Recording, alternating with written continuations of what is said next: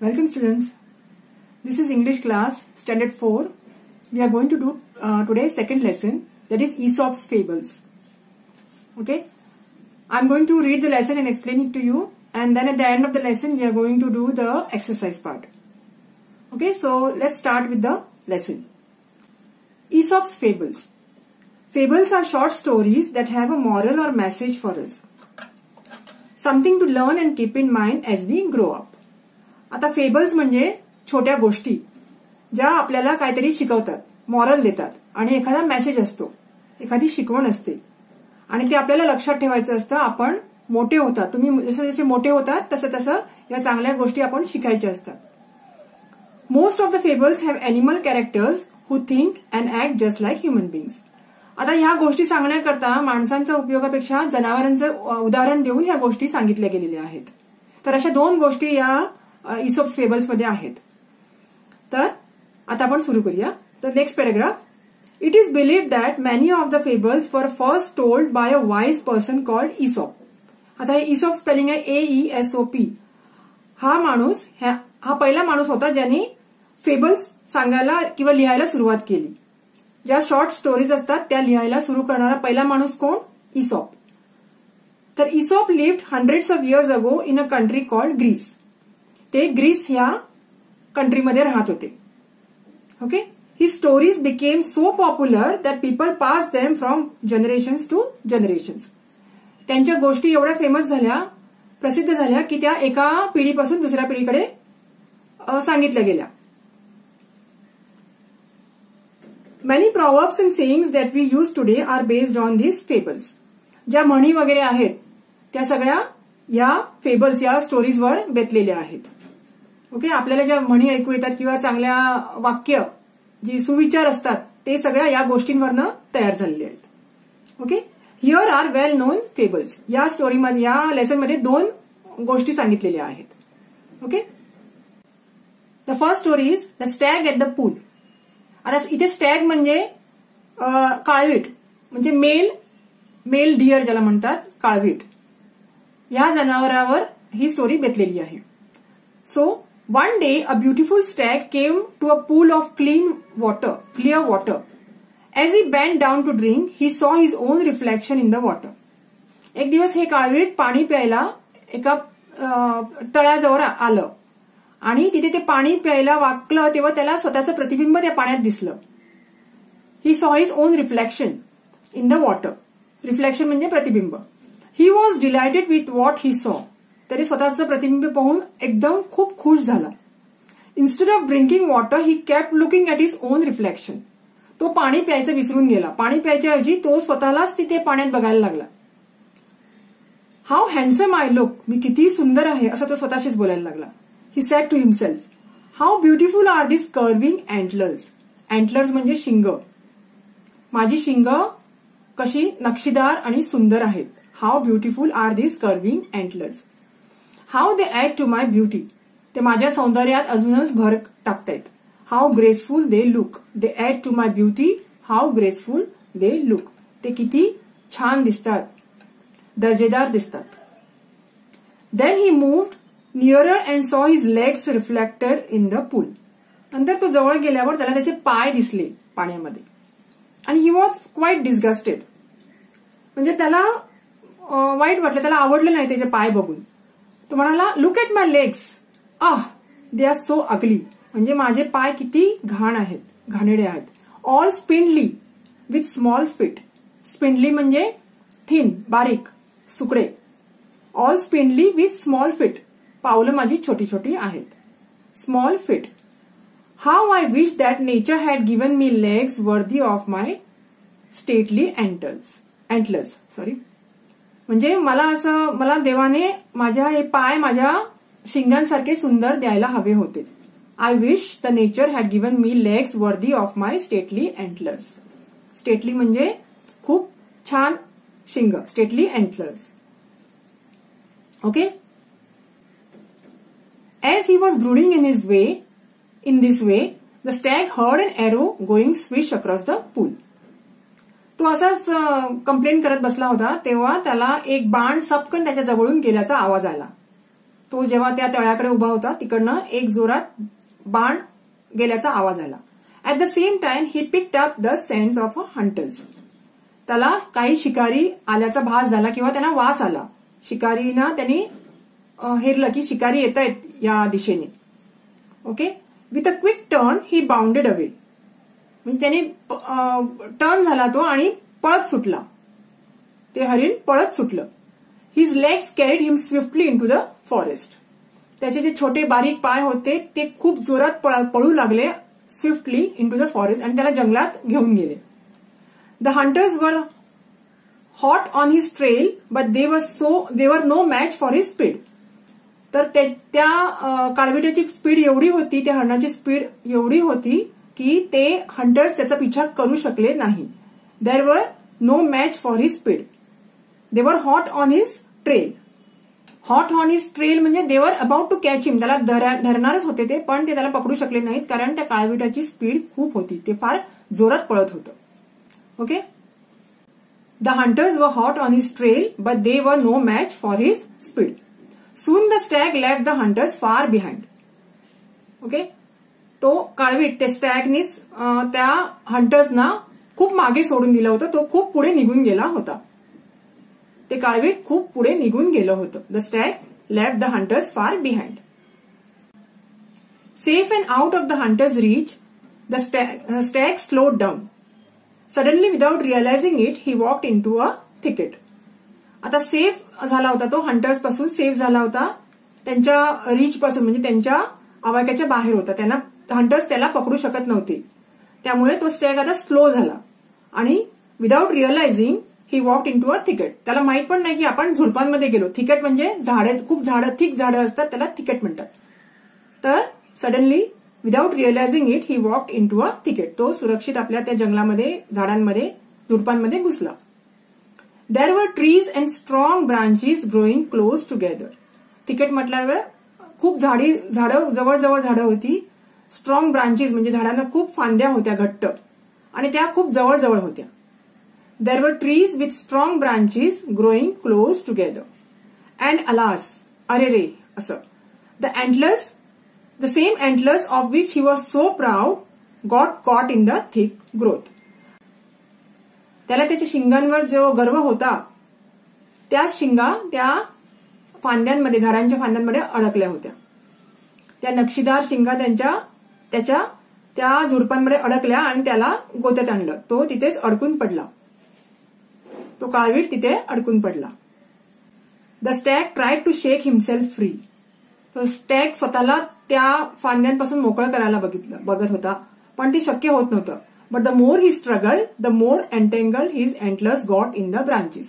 तो जेवढे प्रयत्न करायचा तेवढेच ते नक्षीदार शिंग असल्यामुळे ती अजूनच आतमध्ये अडकत चालली होती झाडांमध्ये. Okay. The more entangle his antlers got in the branches. The stag tried to shake himself free but the more he struggled the more entangled his antlers got in the branches. Once again the stag could hear the hunters drawing close. तर त्याला परत एकदा ते hunters, ते शिकारी जवळ येत असल्याचा आवाज ऐकू आला आणि तो घाबरला. And he grew afraid. At last with great difficulty he manage to free his antlers and bounded away. तर खूप प्रयत्न केल्यानंतर शेवटी खूप कठीण प्रयत्न करून त्याला त्याचे ते शिंग त्या झाडातनं सोडवता आल्या आणि तो पळून गेला. With great difficulty he managed to free his antlers and bounded away. जोरात पळून गेला. Okay.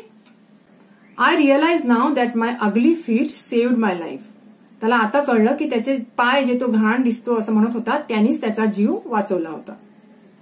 I was so proud of these handsome antlers, but they would have been the cause of my death. मी ज्यांच्यावर गर्व करत होतो, जे माझे शिंग नक्षीदार त्यांचं सुंदर आहेत म्हणून त्यांचा गर्व करत होतो, त्यांच्यामुळेच मी आज मारलो गेलो असतो.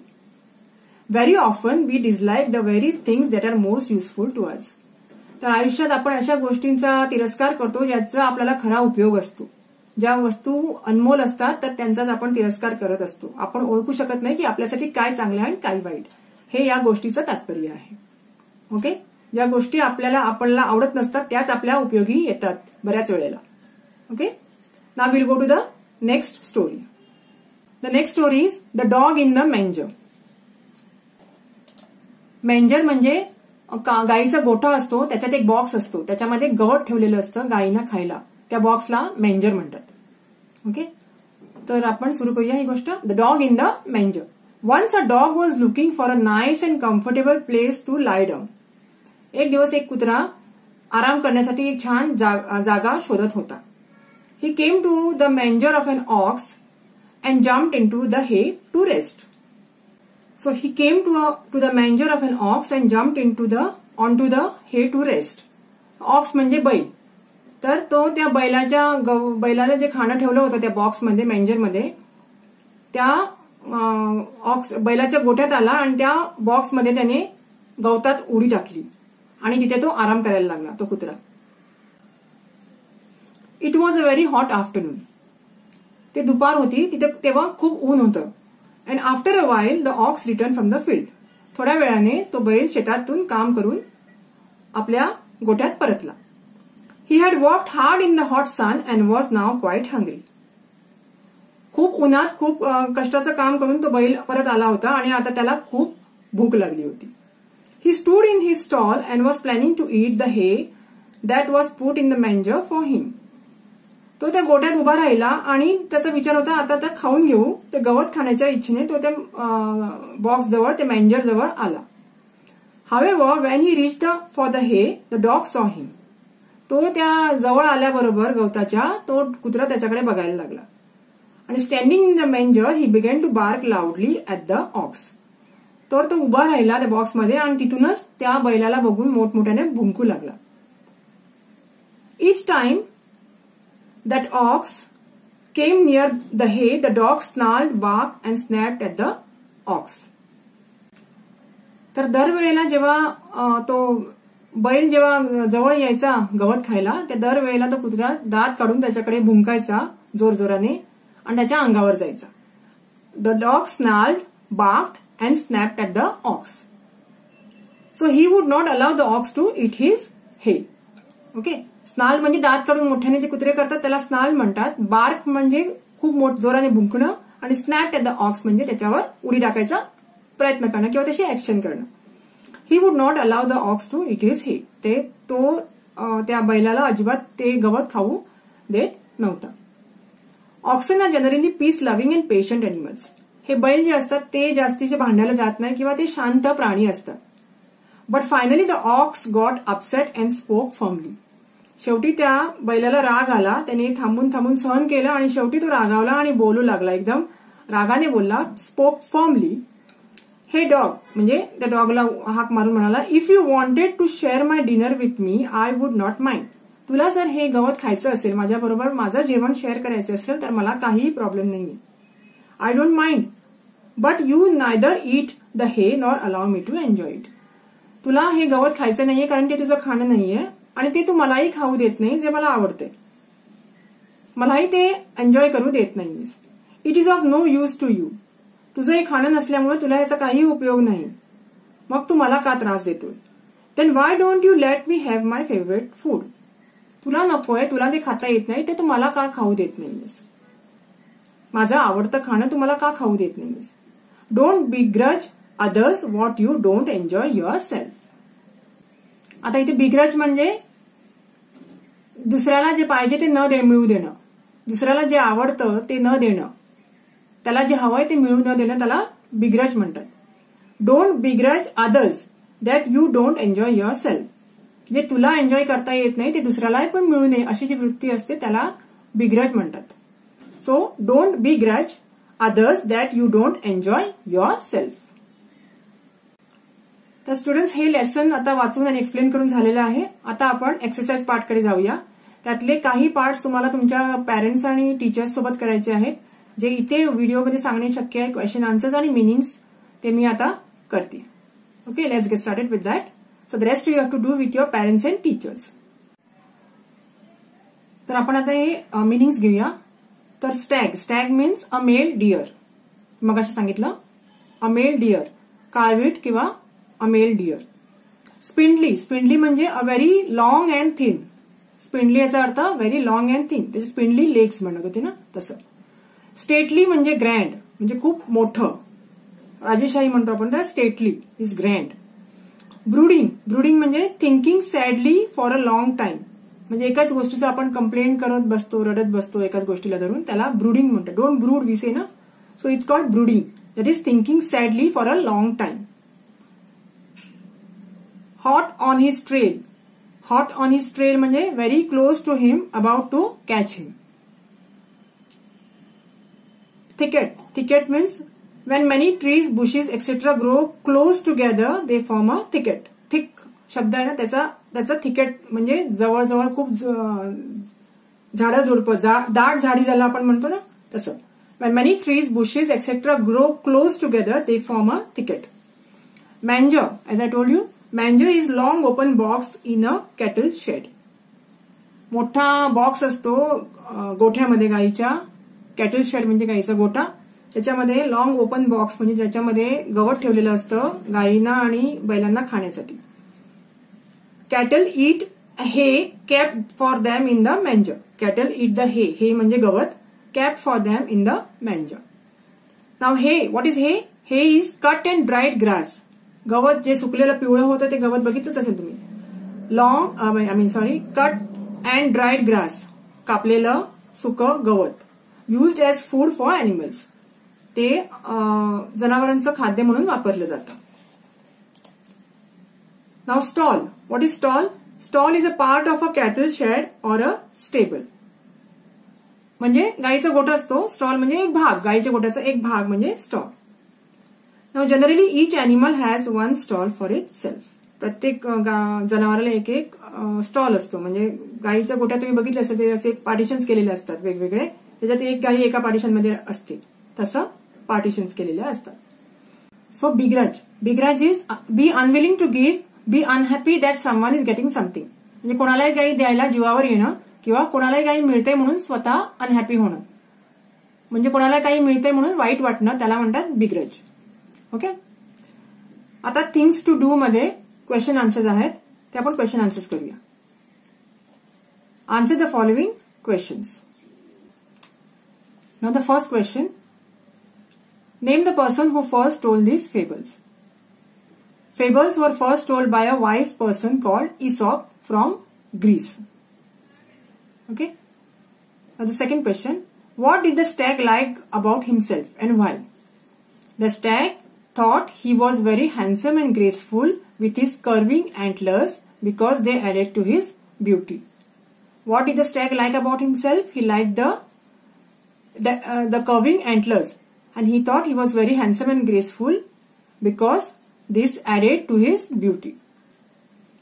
Third question, what was the stag unhappy with and why? The stag was unhappy with his legs because they were all spindly with small feet. The stag was unhappy with his legs. त्याला त्याचे पाय आवडत नव्हते because they were spindly, they were thin.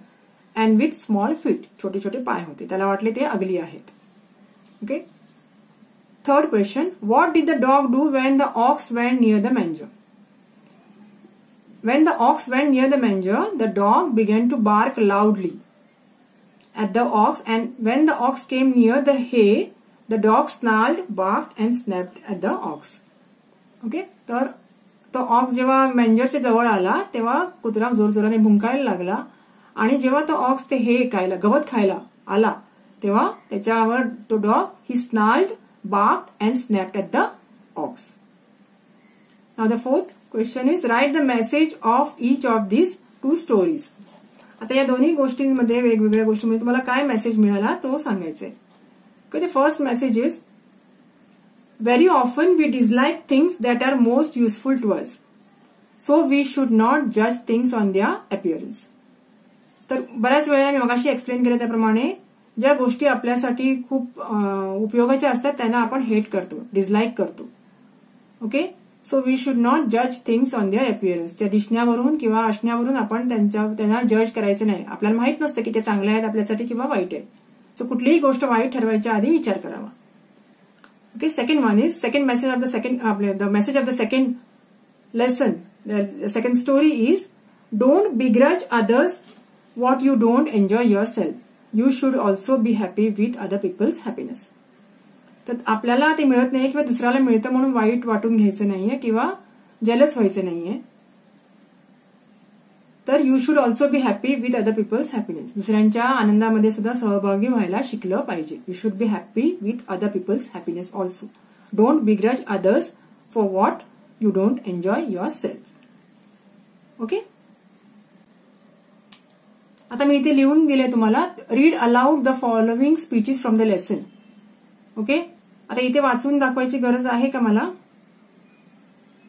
What the stag said when he saw his reflection. Okay, मी वाचते. The stag said, "How handsome I look! How beautiful are these curving antlers! How they add to my beauty! How graceful they look!"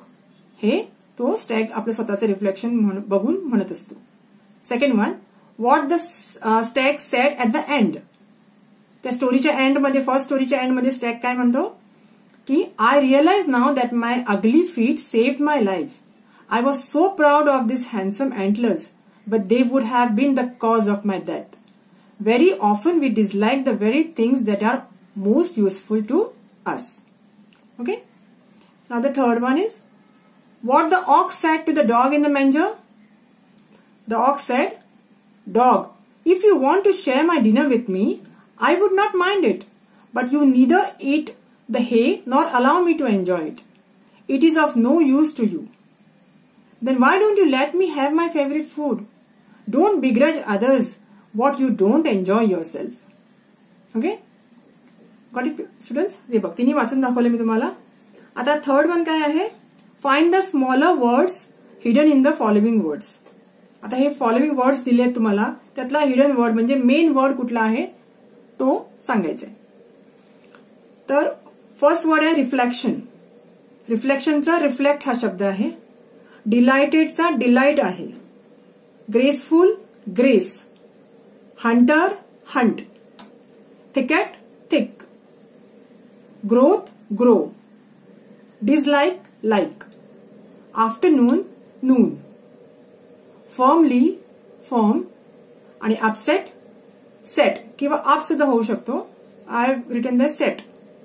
Okay. आता next आहे synonyms. Synonyms म्हणजे similar words असतात, त्याला synonyms म्हणतात. आता डिलायटेडचा similar word मी दिला इथे happy. Okay. Next is beautiful. ब्युटिफुलचा similar word is good looking.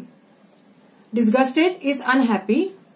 आणि बाउंडेड इज बाउन्स्ड किंवा सराउंडेड पण होऊ शकतं, पण इथे बाउन्स्ड होतं कारण तो बाउन्स होऊन पळून गेला तो ते डिअर, मेल डिअर. त्यामुळे बाउंडेडचं बाउन्स्ड लिहिलं इथे, किंवा बाउंडेड म्हणजे सराउंडेड पण होतं, पण या लेसनमध्ये त्याचा जास्ती अर्थ आहे बाउन्स्ड.